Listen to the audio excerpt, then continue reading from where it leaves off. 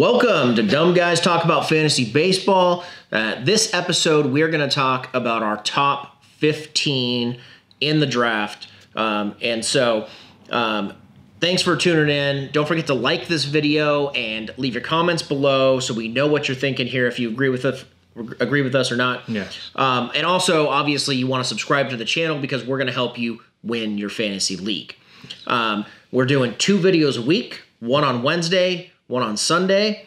And that's in addition to what Heath does. Yes, we do every Saturday. We do a Brazilian-related video because my wife is from Brazil. So we either do Brazilian food or a vlog about her experience in moving to the U.S. So check out for that. It's pretty interesting. Even if if you're here for baseball, stick around for that as well. Fun stuff. And I've got some videos that I'm working on as well. So another segment that I'm going to be putting out. So stay tuned for that. But right now, let's talk about baseball. Heath, take it away. All right. So starting number 1. I don't think many of you people will argue with me, but maybe a few out there. Number 1, Mike Trout. Who else has done what he's done year after year? One of the top OPS guys, gives you power and speed, batting average. The only thing you could, run scored. The only thing you can knock him on is maybe stolen bases kind of go up and down sometimes, depending on if he's focusing on it or not. Yeah, don't draft Trout just for stolen bases if that's what you're thinking. Yeah. But I think it's a no-brainer. I basically put on mine Trout. No question about it. So that's my number 1 pick. Sounds like we agree at number 1. I think we agree at number 1. Yeah, and I've seen a few lists are different. I've seen Altuve ranked first in a couple, but we both got Trout. That's interesting. Well, you might not like where I've got Altuve. Well, yeah. All right. No spoilers. No, yeah, no spoilers. Okay. All right. All right. Well, we'll go to my number 2. Okay. And we'll talk about him. And this is a guy that I drafted last year. Loved him. He was the just consistent power, runs, RBIs, everything, and that's Nolan Arenado. I really wanted a third baseman last year in the first round, and luckily he fell right to me. I was excited to get him.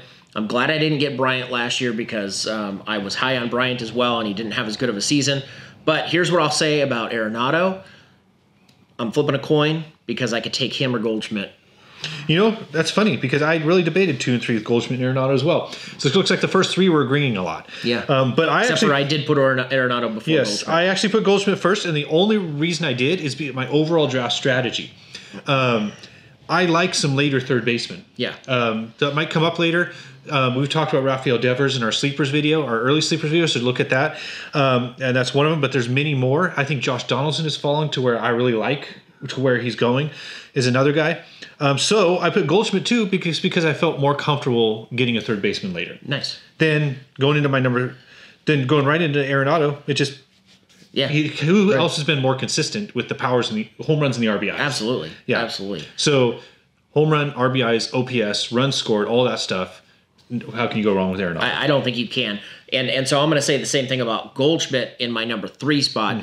The only reason that I dropped him down to number 3 is because last year I had so many first basemen, I couldn't get rid of them. And I tried to trade them off. I had some pretty good guys. I've had Jose Abreu. I had Votto. Yeah. I even Reynolds for a while, and that guy I think he ended the season with 32 home runs. But everybody was stacked with first basemen, so nobody was taking him. And so that's why I dropped Goldschmidt down to number 3. I'd love to have him. But if I have the choice, I'll take a third baseman over a first baseman. All right. So let's see here. It's my turn for my number 4. And I have Jose Altuve here. Now, last year, I really knocked on this guy and couldn't believe people were taking him so high because I thought his 24 home runs were a fluke he had last year. So this year, he backed it up. He proved me wrong. He's got pop. I believe it's 2 years in a row, about 24, 26 home runs. And so now I believe it. So that plus the 30 stolen bases. Now, the only thing is we're in an OPS league. I think in a batting average league, he's even more valuable. Yeah. Maybe that's why some people are ranking him first is because they're going for batting average. But still, OPS, he's been in the 900s. Yeah. So I think the consistency, he hardly ever misses a game for injury. So I think I got to cave and put Altuve in the top 5. Hey, even though I've never done it before. This is where we part. This is where we part ways. Okay. Because I do not have Altuve there. My number 4 is Bryce Harper. Last year, I was really high on third baseman, like I said. This year, it's outfield. I struggled last year to send 3 outfielders out there every day, and that's not counting the flex spots, the 2 flex spots where I need to fill as well. And so I struggled with outfield, so this year I'm really going to be targeting outfielders. And I think, everybody knows the talent in Bryce Harper. Last year, his season was shortened a little bit by some injuries, but we know what he's capable of. He's, just a couple years from that MVP. I can't remember, but he hit a ton of home runs that year. Contract year, this guy is going to bring it this year. So Bryce Harper. Well, I think I agreed with most of this point. I just rated Bryce Harper 5th. Okay. And it was mainly the injury risk. I would say if I felt 100% confident he's not getting injured, I might have put him like 2. Yeah, because he even steals some bases. He's a huge athlete. Yeah. He's playing for the contract. You hope he's kind of a hothead, and you hope he's smart enough to not hurt himself this year.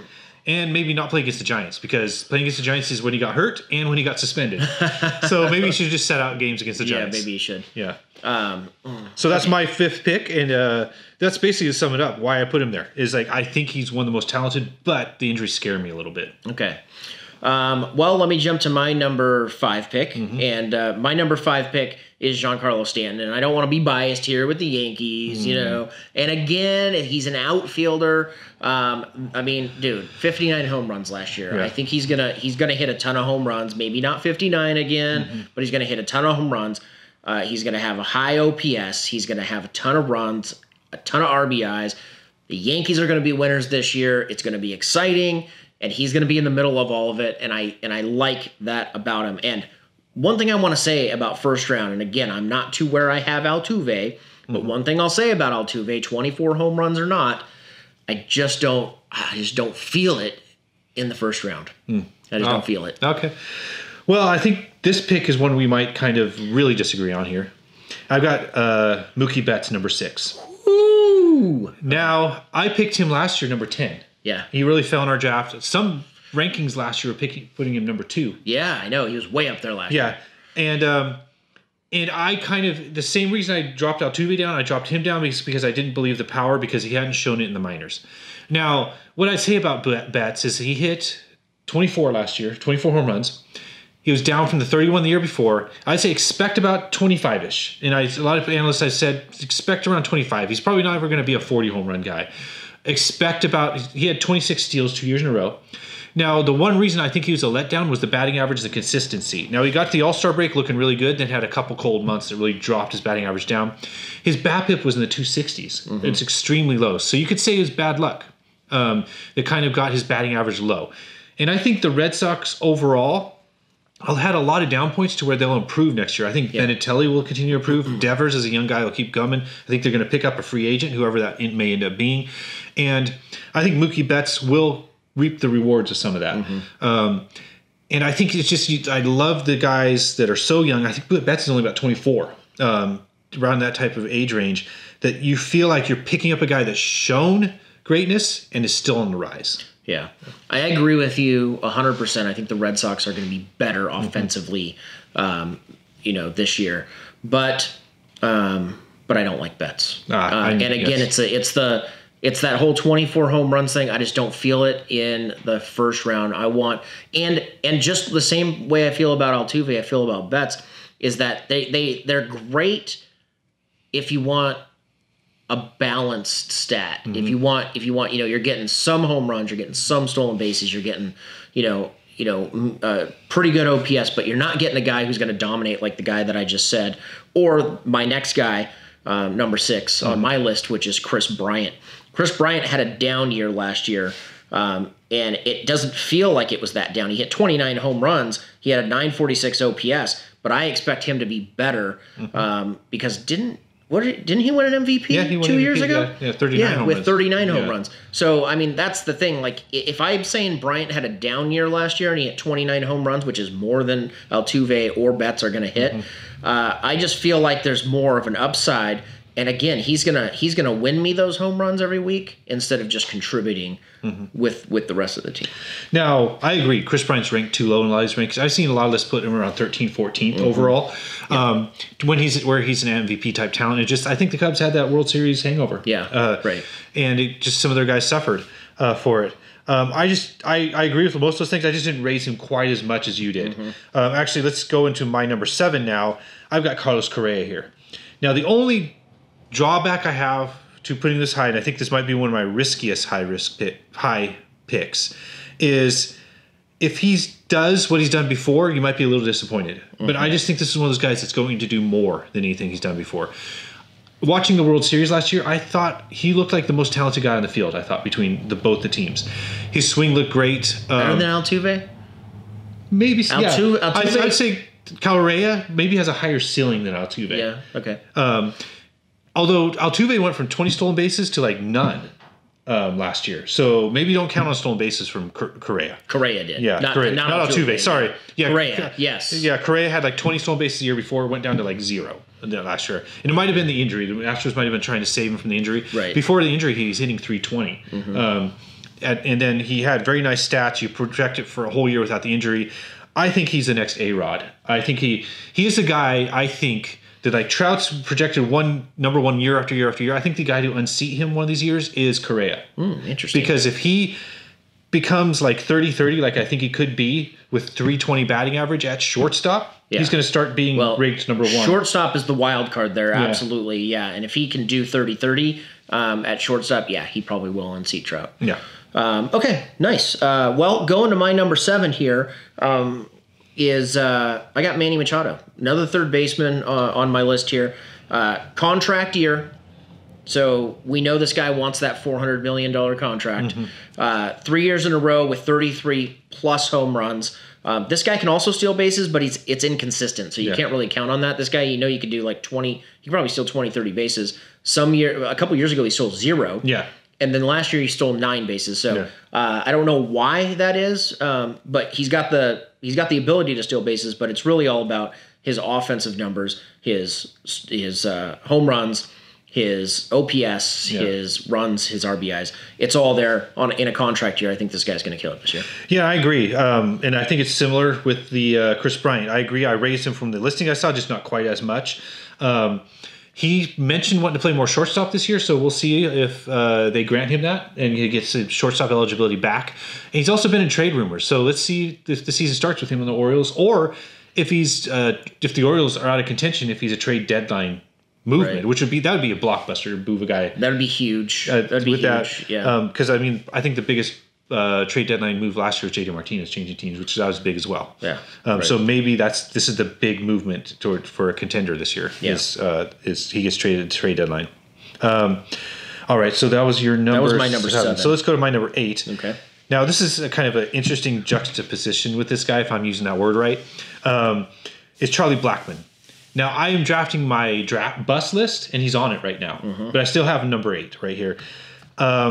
Partially because I think by lowering him to number 8, I'm not going to get him. I think somebody's going to take him higher than that. But he had an amazing year last year. It's like, how much do you believe that year? How much do you think he'll repeat? He hit 337 in the 30s of home runs. Yeah. But he's 30. And that's the first time we've ever seen a year like that. The year before was pretty good. His stolen bases have steadily been declining. Just a few years ago, he had over 40. 46, I think. Yeah. This year he had, I think it was 14, but he's caught stealing 10 times. And if a guy's that unsuccessful, we might start thinking about not even trying anymore. Right. It might have been in relation to a leg injury as well. So maybe if he's feeling 100%. That's what I heard a couple years ago. He had a leg injury. I don't know if it's still nagging or if it just took his speed away altogether. Yeah, or if it's just all of a sudden he's hitting for power and they don't need him to steal bases anymore. Right. The reason I have him on my bust list is it's that having a career year and it looks like an outlier, and the guy's older, so he's not really on the rise anymore. He's 30 years old. So I have him ranked here number 8, just to lower him down to where I don't think I'll get him ranked number 8. See, that's an interesting technique, and I actually thought about that, and I even did that on my list with Altuve. So, and I'm not going to tell you where Altuve is yet, but that's what I did. But with Blackmon, I got to him and I said, you know what? I'm not going to draft him. It doesn't matter where he is. So I took him off my list completely. Oh. So Blackmon's not on my list. That's how I feel about him. Well, I feel he's on my bust list for sure. Yeah. And I think if I get to number 8, I'm not going to pick him, and he's still there. Right. Yeah. And that's what I said. I said, well, what if I get to 8? And I'm like, no, I'm not going to pick him. Yeah. So anyways, that's how I feel about him. So my number 8 guy, he's actually up a little bit from the ESPN rankings. That's Clayton Kershaw. I don't normally take pitching in the first round. Usually in our league, pitchers are gone anyways because Kershaw gets swooped up, before I get to him, or I want someone like Arenado. But anyways, best pitcher in baseball, I think, no doubt about it. The only concern with this guy is health. He went down with a back injury the year before. I think he went down with a little bit back injury last year. Missed like 5 starts or something. He did start 27 times. He won 18 games. He had a fantastic season anyways. Very low ERA, very low whip. All the goods come with this guy. So Clayton Kershaw, number 8. Yeah, and I agree. Best pitcher in baseball. The injuries scare me a little bit because it's back related. Yeah. So I've got him ranked a little down, so I'll come back to him. Okay. So number 9. That was my 8. So number 9, I've got Giancarlo Stanton. And this one was hard to do because he turned down the Giants and went to the Yankees. Yeah. I mean, how do you do that? Come on. But as much as I hate to admit it, I think I've heard the Yankees are planning on DHing him, and I think that kind of quells some of the concerns about his injury past. Yeah. And we know about his injury past. Yeah. They're fluky injuries. They are. I mean, one of the worst ones was getting hit in the face. Yeah. One year he had, I believe, his forearm problems that some people worried about, but obviously last year didn't bother him. Didn't bother him at all. No. And obviously he's not afraid to get up there and face those pitchers either. No, he's got a big old guard on his face now. So it's all good. Yeah. But what I'd say is, like, you could, if that's true, the Yankees are going to play him at DH, play Judge in right field.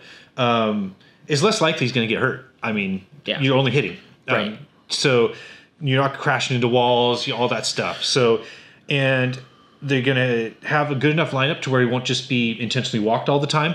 So I think, like, sky's the limit on the amount of home runs. It's the whole thing of, like, his batting average was in the 280s last year, and I think that's kind of like one of the highest. So are you okay with it if his batting average drops to 260 but he still has 45 home runs? Probably. In our league, if his OPS, if his OPS is in the thousands like it was last year, absolutely, I'm okay with that. And I think that's why I ranked him about number 9. His kind of worst case scenario. Of course, worst case scenario is hurt, but 260 with about 40 home runs. Yeah, I think you're fine if you take him 9th. I like it. Yeah, I like it. And if he drops to 9 and I can get him, I'll be very happy. For my number 9 pick, I've got Carlos Correa, and I'm picking Carlos Correa well ahead of Altuve. Partly because I like shortstop better than I like second base. I think there's second base options down the line that make it unnecessary to pick Altuve so early for 24 home runs. Yeah. And so that's why I'm going with Carlos Correa. I agree with you. I think this guy's ready to really break out. I think he's going to hit more home runs than he did last year. I think he's got a lot of talent. And so that's where I put him. Nice. Yeah, and I agree. Like, I have him even higher. So you better hope I'm not picking ahead of you if you really want Correa. All right, now here's somebody that you've got. Where'd you have? You have number 6. I've got him number 10. That's Chris Bryant. Yeah. And I raised him. The list I was looking at had him 14th, so I raised him to 10th. Just because I'm not super high on taking pitching early. Because so watch our sleeper pitchers. I love taking those young pitchers that I think are on the verge of breaking out more so than a first or second round pitcher, and building my staff that way. So, and I really like having the groundwork of a powerful hitter at the beginning. And I think Chris Bryant fits that mold. We're in a 10-team league, so this is where the first round would end. Right. And so I think these top 10, any of those hitters, I'd be very happy building my team around. Yeah. So I've got him here. I think he returns to his MVP form. He had a minor league season over 40 home runs, so I think he's got to have his major league season over 40 home runs. He had 39 a couple years ago. I think it's time. And one thing the Cubs is that they move guys around. He had 9 outfield games last year. It wasn't quite. We have a rule of 10, I believe, to get eligible. Yeah. So he could pick up like a first base or an outfield eligibility as well, increase his value even more. More flexibility. And kind of a sneaky thing is he can steal a few bases. He might steal you 8, 9, 10 around that type of range, which is a little bonus. Yeah, just here and there. A little bit. Yeah. Well, you know how I feel about him. I already talked about Chris Bryant. We'll move to my number 10 pick, and we're going back to pitchers. And one thing I noticed is there's a lot of very solid pitchers in the top 20. Well, specifically between 10 and 20 is really where I'm looking and seeing a lot of pitchers. So I got Max Scherzer here, back-to-back Cy Youngs, 12 strikeouts per 9 inning, 14-plus wins 7 years in a row. No doubt about it, this guy can pitch. And if you like to draft pitcher heavy, this guy's a good guy to target. And here's the thing, I didn't like a lot of the hitters after this point, and by moving taking Blackman out, and I notice you don't have Trea Turner on your list yet. No, I took him off my list. He's another guy on my draft, my bus list. Yeah, I got him on my bus list as well. So I've got those guys out, and I'm like, well, I got to put some pitchers here. And Max Scherzer was the next best pitcher, I thought. Nice. His strikeout rate's out of this world. It's huge. He pushes like 270 strikeouts a year. 12 strikeouts and, ton of strikeouts. The only concern I had with him, probably the only reason he didn't make my top 15 is I believe he's 33 last year. And 33, 34 is where I start to worry about decline. I'm usually willing to take with that. So there's just, he's pushing there. Like, maybe next year he doesn't decline, maybe the year after that. But I'm starting to feel that, where is it? Right. When's it going to come? I get concerned with age, but this guy's been so consistent, and he showed no slowing down last year. So I feel good about him in a number 10 pick. All right, so that was your number 10. My number 11, Machado. You had him... I had Machado at 7. So I just have him a few picks lower, and similar thing. I think he's a superstar, and he's playing for a contract. He would be a first rounder if he just wasn't down a little bit, but a down year for him was 37 home runs. Yeah, I mean, that's what I'm talking about. Yeah, and that's what you want in a top pick, to where a down year is still all-star level. I'm actually surprised that you have Correa ahead of Machado, because especially Machado wants to play shortstop. If he gets 10 games at shortstop, he's shortstop eligible and third base eligible. He's better than Correa at the moment. Well, we'll see, because I'm just so high on Correa's ceiling. Machado, I think he's got some downsides, kind of like Bryce Harper, to where he's a little bit of a hothead. So guys like that might do something dumb and get suspended, something like that. Yeah. And we'll see if he bounces back with his batting average. That was his problem last year, was the batting average is low. He got off to a very slow start, then got hot later. I think there's no doubt Machado right now has the higher upside than Correa. Interesting. So let's see. Let's see who has the better next year. Right. We'll see. Is it my turn? Yeah. Okay. So 11, right? Mm-hmm. My 11th pick, guy I had last year, super, super consistent. Joey Votto. This is a guy that's about 30 home runs, a lot of runs scored, 100 RBIs. OPS is always high because this guy walks a ton. Got a very high on base percentage. For a first baseman, I loved him on my team last year, and I'd go after him again. Nice. And he's a guy I've had, was it 2 or 3 years ago as well. The walks make his OPS great. Yeah. Make him consistent. I have him a couple lower, and the only reason is age again. Yes. He played a 34-year-old last year. So it's like he could very well still be good, but you start just worrying, is this the year he declines? Yeah. Or is this when he starts getting hurt because of being older? Other than that, though, I actually saw some Reds games, and they said they model his left-handed swing where he chokes up after Barry Bonds. And it's like, who's better to model your swing after? And also it pays off like that because he's got power plus a lot of walks and just a complete hitter. But so with my next couple picks, I actually put here that I acknowledge that Rizzo had a better year last year. It's just the age thing bothers me a little bit. So Votto had a better year. Yeah, Votto had a better year. Yeah. And so my next guy is Freddie Freeman. And so I acknowledge Votto probably had a better year than Freddie Freeman. But Freddie Freeman, I think, is a guy on the rise. I don't think we've seen the best out of him yet. He got off to an amazing start last year, hitting .380 with 9 home runs in the first month. Then he had a little bit of injury problems. Came back, and he picked up third base eligibility. So he'll be first base, third base eligible. So I think that adds some value with flexibility in your team to where you pick that, and then you see later on because you could put them in either spot depending on how your team goes. Yeah. And I think the Braves will improve a little bit. They're going to be calling up that Asuna rookie. They've been in the mix. I think I like that. I think what's his name? Iannetta? No, it's not Iannetta. It's the guy that plays center field for him is good. And I just think you continue to see him improve. I actually saw a Giants game where they played the Braves, and I thought Freeman looked great. Yeah. Batting practice, he's dropping him into the bay, no problem. Yeah, I like Freeman. I did actually a lot of comparison with Freeman when I was doing my player profile on Judge because I was taking Judge before Freeman, but I do like Freddie Freeman. He does have a lot of talent. He's actually really high up on that XOBA or whatever, which is the hard hit balls basically. He was at the top of the list. He's been injured though a couple of times, and that just concerned me a little bit. He's definitely got a lot of talent, but I didn't put him on this list. No. So, but who I did put on this list at number 12 was Chris Sale. Again, another pitcher, and I told you there's a lot of pitchers between 10 and 20. 300 strikeouts last season. Yeah. Booyah right there, dude. 12.9 strikeouts per 9 inning. This guy's 17 wins 2 years in a row. Sub 3 ERA lifetime. This guy's got a lot of talent. He's pitching for the Red Sox. Yeah. Red Sox are going to be good. They're going to win a lot of games. I think they're projected to win like 90 games, a lot of opportunity. If you want to stack the strikeouts, pick this guy up. So I noticed this is your third pitcher. Yeah. And typically we both kind of preach taking pitching early. How likely do you think it is you actually end up with a pitcher in these picks? Really depends on where I am in the draft, but I made this list based on if I'm at that particular draft position and the guys before are gone, that's who I take. Okay. So if all these guys are gone, I'm taking Kershaw. If all these guys are gone, I'm taking Scherzer. I'm taking Sale. Okay. That's what I'm doing. All right. So I'd say you got 3 so far, and we're not even done. So I'd say maybe the odds are going up that Barry takes a pitcher early this year. We'll see. Yep. All right, where do we leave off? Okay, I just mentioned Freeman. Now, number 13, I got Rizzo. Basically, my note is C. Freeman. Because I think they're very similar. Yeah. I've had Rizzo on my team 2 years in a row, and I keep waiting for it. Like, he's had 3 years where he's either hit 32 or 33 home runs every year. Yeah. Super consistent. RBIs right about 109 every year. Batting average right about 280.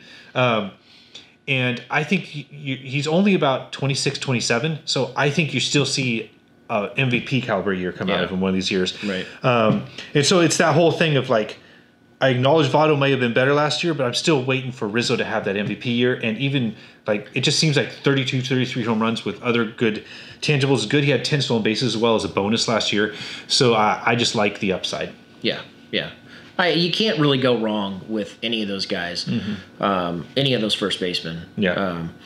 So, okay, next guy for me, 13 on my list, another pitcher, Corey Kluber.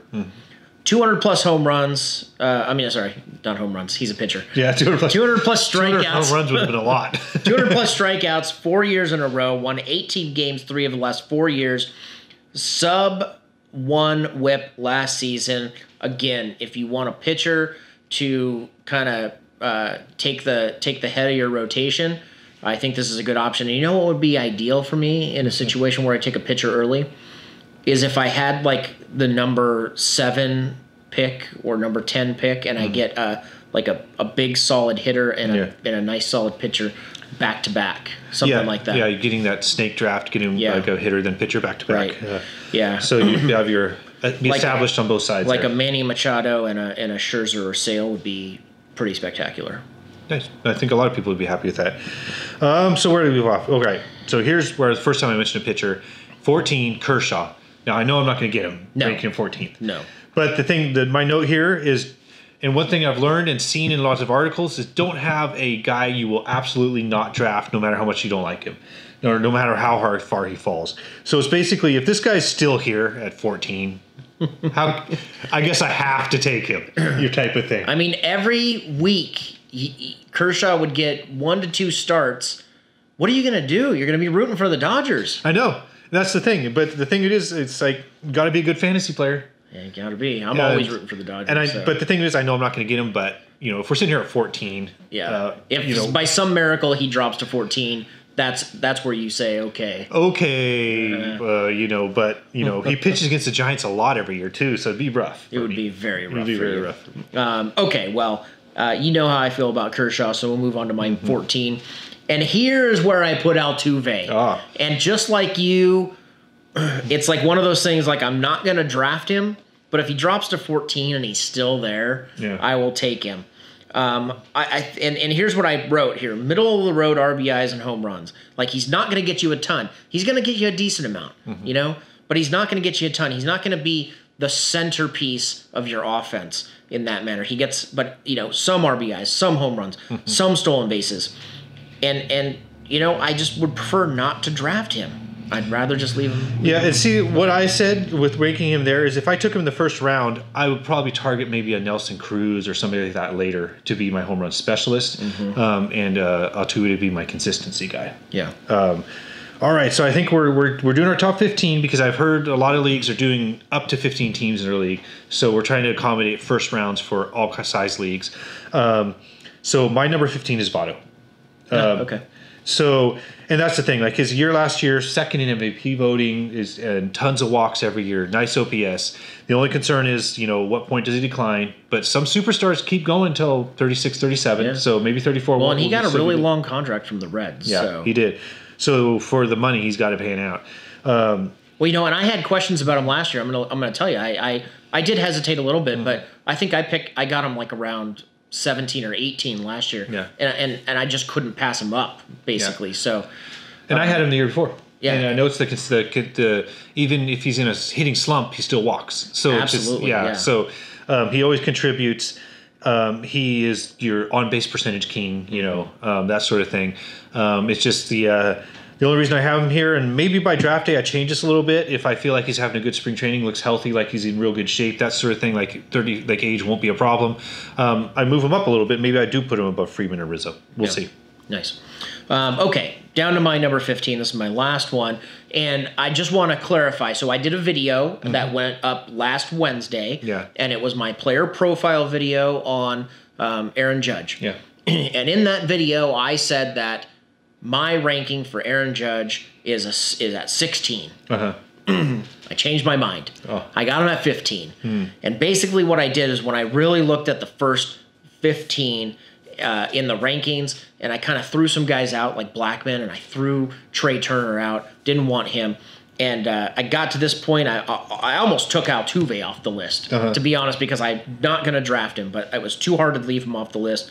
And so I got to that point, and I'm like, well, there's nobody else I want on this list. I'm probably going to draft Judge if it came to this. So I put Judge on there. And go watch my player profile video, and you'll see all the good things I said about him and why I like him, because he's proven to have a pretty high ceiling.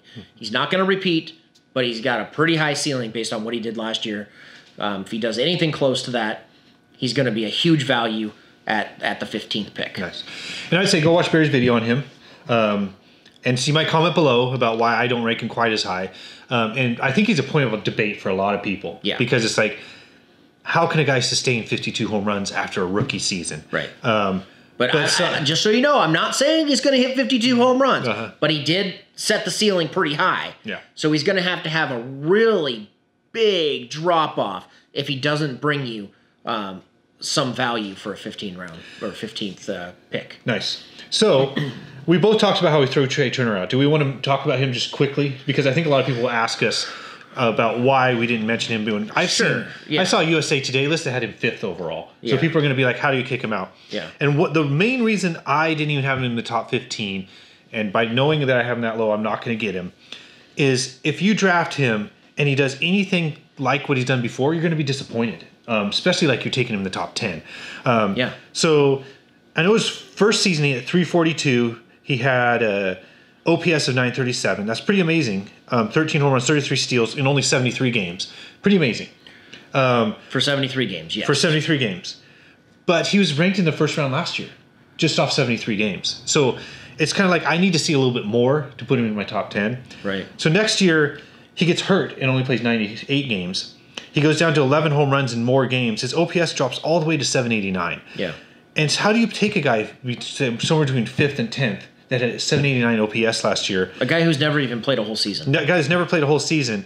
And he has to do something he's never done before to live up to that draft position. I would put this guy like there's guys later that you've seen good sample sizes, like we talked about pitchers a lot like that as well.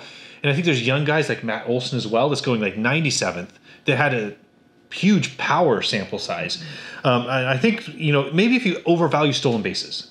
That's exactly what I was going to say, too. The only reason. I mean, this guy's almost guaranteed if he stays healthy to get 40 stolen bases or more. Yeah. But again, if you want stolen bases, you can wait. You could pick up a D. Gordon or a Billy Hamilton or something like that. You don't need to go and waste your first round pick on a guy that is not a guarantee. Yeah, he hasn't shown to be a guarantee. Maybe some people think he's a guarantee. That's why he's ranked so high. Yeah. But he hasn't proven it yet. Yeah, and some people might think if you can do this much in sample size, imagine if he had a full season. So if you're that risk, if you really believe that, go for it. But that's why he's not on our list. This is the kind of guy who I would say he would be on my sleeper list if he was going in the 10th round. Yeah. But he's not. He's going the first round, and it's like I've got a whole bunch of guys in the first round to choose from who have shown me year in and year out that they can do it. Yeah. So why go for this guy? Yeah, and if your first round busts, like how do you rebound from Trust that? me, it hurts. It really does. I've had it happen before. But it's super hard to rebound from that because like waiver wire pickups, trade type guys, they hardly ever give you like first round level production. Absolutely. You need that superstar. You need that former MVP type guy. Yeah, exactly. So all right. Well, all right. I know that you disagree with us. So put your comment down below. Let us know what you think. Yes. Maybe you will help us win our leagues. What else? We enjoy conversations, so definitely comment. Yeah, Hit subscribe. Dumb guys are going to be around. We're going to grow. We're going to be like in your face every year with fantasy baseball and all our other content. So stay tuned. Stay tuned and stay dumb. Yes. Dumb guys.